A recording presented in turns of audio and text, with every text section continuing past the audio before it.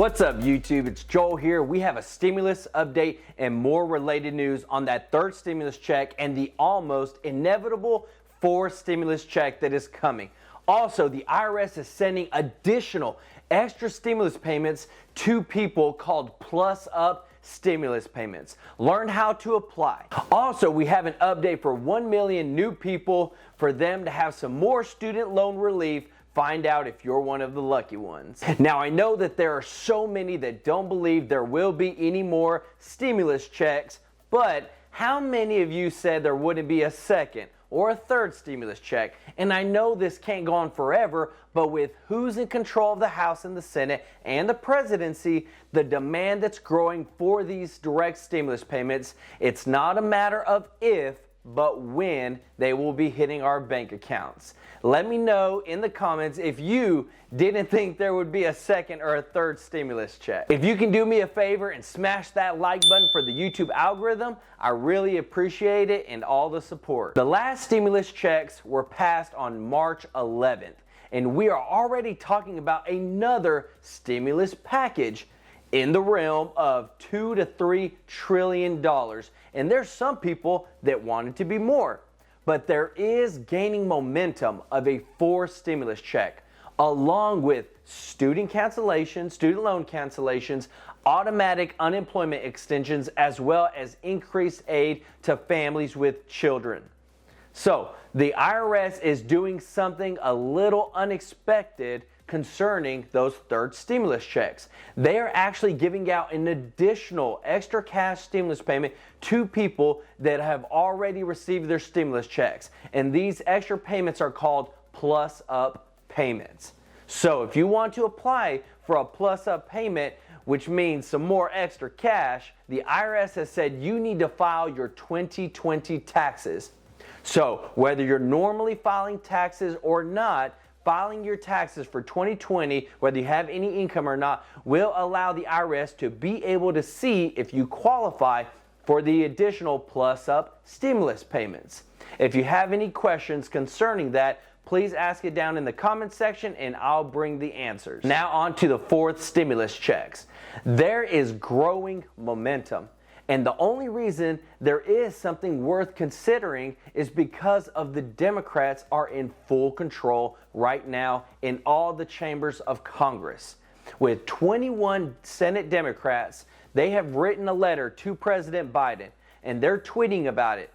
They're even doing interviews about it. And the more that this gets attention, the more people will jump on it.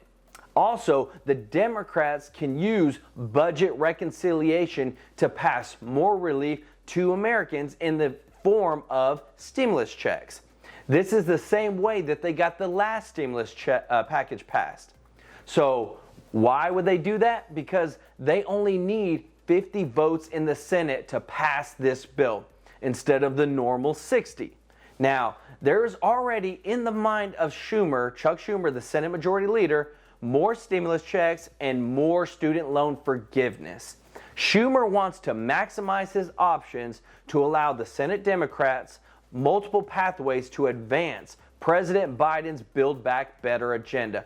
That's if the Senate Republicans try to blockade it or basically try to remove a lot of stuff from that Build Back Better agenda agreement. So he's looking at all of his options. And we already know that the Republicans are basically going to put no votes towards anything that the Democrats bring in terms of bills or budget reconciliation. I mean, think about it. Not one Republican, not one, voted for the last stimulus package. And they have already expressed through their leadership, that's McConnell, that whatever comes to the floor, not one Republican will vote for it. So what other choice do the Democrats have? Does this make the Republicans bad people? Not necessarily, because if you remember 2017 when the Republicans were passing their bills in budget reconciliation, they were doing the same thing. So it's not like either side are angels or not wanting to participate, but both parties have done pretty much the same thing in terms of not voting or voting to pass certain laws or bills into action. So that leads us into something huge that Biden is doing now, and that is forgiving billions and billions of dollars in student loans. But when you think of the entire student loan debt of $1.7 trillion, it's not really that much, but in the grand scheme of things, it will tackle and remove some of that student loan debt. But he has already forgiven $2.3 billion in student loans that has affected over 110,000 people. Now, if he provided some more relief, we know that this relief has come through for student loan borrowers with FFELP loans who have defaulted on their student loans. Those borrowers will be granted the same similar student loan relief from the CARES Act. So no federal student loan payments until September 30th of 2021 this year. And we already know that when it gets closer to that date, they already plan to extend it till 2022. So no interest on federal student loan payments will be added. No garnishments of wages or Social Security or tax refunds for student loan debt collection for those in default. So if that's been happening, it will be stopping for you. So hopefully that helps you out. But now on to some more student loan relief that's coming.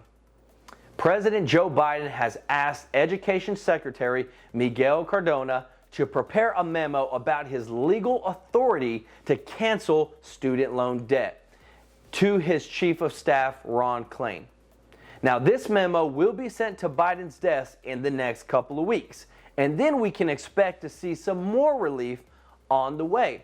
Because if you remember, back in February, Biden said, and he continues to say, that he has backed canceling up to $10,000 in student loans, but he doesn't think that he can unilaterally wipe out as much as $50,000 in student loans without Congress getting involved in terms of writing up a bill and then having everyone vote on it.